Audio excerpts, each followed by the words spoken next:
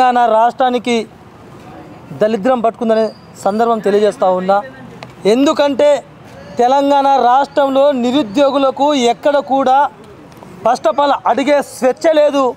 ఈ రాష్ట్రానికి 60 సంవత్సరాల దళిద్రమైన పరిపాలన అయినటువంటి కాంగ్రెస్ ప్రభుత్వం నిరుద్యోగుల పాలిట శాపంగా మిగిలినటువంటిది తెలియజేస్తా ఉన్నా. 2 సంవత్సరాల పరిధి కాలంలో అన్న ఒక్క నిమిషం ఆగే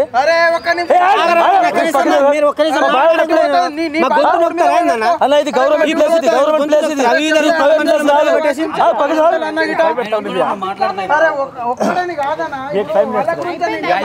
అయిపోయింది.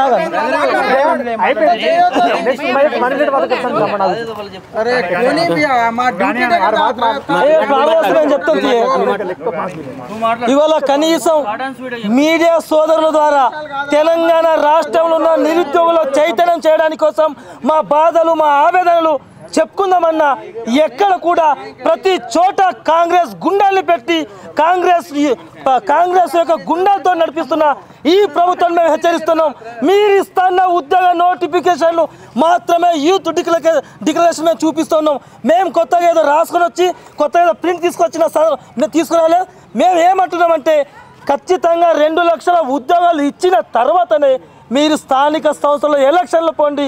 లేకపోతే గ్రామాల్లో మేము ఇప్పుడే ప్రతి లక్షల మంది నిరుద్యోగులు చైతన్యపరిచే విధంగా మేము ఈ గన్ పార్క్ నుంచి ఇక్కడున్న మేము అందరు మిత్రులతో సహా రేపటి మా కార్యాచరణ ఖచ్చితంగా మీకు స్థానిక సంస్థలో సమాధి చేయకపోతే మా నిరుద్యోగుల తరపున బాధలు ఆవేదన వినిపించకపోతే ఖచ్చితంగా నిరుద్యోగులు ఇవాళ రేపు లక్షల మంది నిరుద్యోగులు వేల ఆశలతోటి వేల కళ్ళతోటి ఎదురు చూస్తున్న వాళ్ళ కళ్ళటువంటి ఆవిరవుతున్న కనీసం ఒక్క నోటిఫికేషన్ అంటే ఒక్క నోటిఫికేషన్ కూడా జాడ కనిపిస్తలేదు.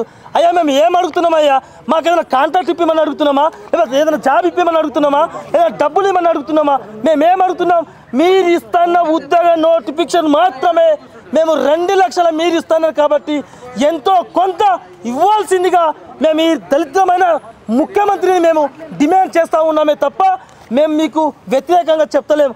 మేము ఇవాళ తెలంగాణ నిరుద్యోగుల తరపు నుంచి ప్రశ్నిస్తే మాకిచ్చే మెడలు అక్రమ అరెస్టులు, మాకు అక్రమంగా అరెస్టు చేయడమే కాకుండా అనేక రకాల కుటుంబాలు ఇక్కడున్న వాళ్ళ కుటుంబాలని ఫోన్ చేసి ఇబ్బంది పెట్టే కార్యాచరణ ఈ రాష్ట్ర ప్రభుత్వంలో జరుగుతుంది. మేము ఇవాళ స్వేచ్ఛగా మాట్లాడే స్వేచ్ఛ లేదు. మేము బయటకు వచ్చి కనీసం మేము ఇచ్చేస్తుండి కూడా మేము సూటిగా ప్రశ్నిస్తున్నాం. రేవంత్ రెడ్డి గారు, అయ్యా మీకు 2 చేతులెత్తి జోడిస్తున్నాం. మీరు ఇస్తున్న ఉద్యోగాలు ఇచ్చిన తర్వాతనే మీరు స్థానిక సంస్థలోకి వెళ్ళండి. ఇప్పుడే మా నిరుద్యోగులంతా ఏకమవుతున్నాము. మేము ఇప్పుడే కదిలినాం. మిమ్మల్ని ఏ విధంగా అయితే గద్దెనెక్కించినామో అదేవిధంగా మిమ్మల్ని గద్దె దింపడానికి మాకు ఎక్కువ సమయం పట్టది. అవసరం అనుకుంటే 1200 మంది నిరుద్యోగులు ఏ విధంగా అమరులైనరో మేము కూడా తెలంగాణ రాష్ట్రం సాధించుకోవడానికి ఏ విధంగా ముందుకు వచ్చినామో ఉద్యోగాలు సాధించేంత వరకు, ఉద్యోగ నోటిఫికేషన్లు ఇప్పించేంత వరకు మేము వెనకాడుగు వేయం. ఒక్క కేసులు కాదు 100 కేసులు పెట్టుకోండి. ఇక్కడున్న మా మిత్రులు ఎవరు కూడా వెనకడుగు వేయరు. ఇంకా 3 నెలలు పంపిస్తారా, 2 సంవత్సరాలు జైలుకు పంపిస్తారా? పోవడానికి మేము సిద్ధంగా ఉన్నాం తప్ప మీ బెదిరింపులకు, మీ పోలీస్ వ్యవస్థకు మీరు మమ్మల్ని టార్చర్ చేస్తే ఎవరు కూడా వెనక అడిగేయం. తేల్చుకుందాం రా. దమ్ముంటే ఈ ఇంద్రా పార్క్ నుంచి మేము డిమాండ్ చేస్తున్నాం, అడుగుతున్నాం. మీకు నిజంగా ఈ రాష్ట్ర ప్రభుత్వంలో ప్రజాపాలన ఉంటే రా, ప్రజల దగ్గరికి వెళ్దాం, తేల్చుకుందాం రా. విద్యార్థుల దగ్గరికి వెళ్దామా, రైతుల దగ్గరికి వెళ్దామా, లేదంటే ఎవరి దగ్గరికి వెళ్దామో రేవంత్ రెడ్డి చెప్తారా, మంత్రులు చెప్తారా, ఐఎస్లు చెప్తారా? ఎవరు చెప్పినా మేము తేల్చుకోవడానికి సిద్ధంగా ఉన్నాం. చావో రేవో ఏదో ఒకటి తేల్చుకుందాం రండి. అవసరం అనుకుంటే మేము వెనకడుగు వెయ్యము అని చెప్తున్నాం. మీరు ఇస్తున్న ఉద్యోగ నోటిఫికేషన్లు ఇవ్వకపోతే మీ మెడలు వంచి ఉద్యోగ నోటిఫికేషన్ ఇప్పిస్తామన్నటువంటి కూడా ఈ సభాముఖంగా తెలియజేస్తా ఉన్నా. జై తెలంగాణ. అయితే ఈ రోజున మేము ఈ నిర్ణయానికి గల కారణం ఏంటంటే గత 2 సంవత్సరాల నుంచి మాకు ఉద్యోగాలు ఇవ్వండి, నోటిఫికేషన్ ఇవ్వండి, చదువుకుంటామని చెప్పేసి అంటే చెవిపైన పెడకుండా ఈ కాంగ్రెస్ ప్రభుత్వం వాళ్ళ యొక్క పరిపాలన వాళ్ళు కొనసాగిస్తున్నారు వాళ్ళకి ఇష్టానుసారంగా. సో కాబట్టి ఇప్పుడు మేము ప్రతి ఒక్క జిల్లాలకి తరలి వెళ్ళి మా సమస్యలు చెప్పుకుంటూ, అంటే ఎంతమంది ఇప్పుడు మేము ఇక్కడ కొట్లాడితే ఈ 5 4 కావచ్చు అని చెప్పేసి వాళ్ళు అనుకుంటున్నారు. కాబట్టి గ్రామాలలోకి వెళ్తేనే మా బాధ ఏందనేది వాళ్ళు తెలుస్తుంది. కాబట్టి మేము ఈ నిర్ణయం తీసుకున్నాము. సో యూత్ డిక్లరేషన్లో వాళ్ళు ఏమైతే చెప్పారో ఇవన్నీ కూడా ఇంప్లిమెంటేషన్ చేయాలి, ఇది మా ప్రధాన ఎజెండా. అయితే ఒకానొక దశలో మనకి బ్రిటిష్ వారు ఎంత పీడించినప్పటికీ వాళ్ళు మనల్ని ఎంత హింసించినప్పటికీ మన స్వతంత్ర సమరయోధులు వాళ్ళ దగ్గర నుంచి హక్కులు లాక్కున్నారు.